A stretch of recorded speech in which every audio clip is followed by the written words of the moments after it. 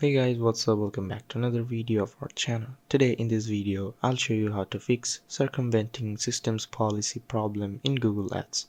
So without wasting any more time, let's start our today's video.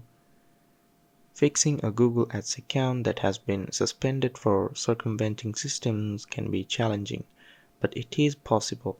Here's a step-by-step guide to help you resolve this issue. Review the violation. Check the email from Google Ads that explains the reason for the suspension. This will give you specific details about the violation. Understand the policy. Familiarize yourself with the circumventing systems policy to understand what actions are considered violations.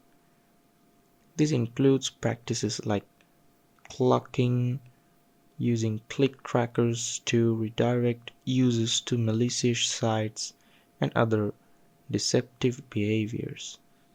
Identify and rectify issues. Go through your ads, landing pages, and account settings to identify any practices that might be violating the policy. Make the necessary changes to comply with Google's guidelines. Submit an appeal. Once you have made the necessary changes, you can submit an appeal to Google Ads. Go to the Ads and Extensions tab, find the disapproved ad, and click on the appeal link.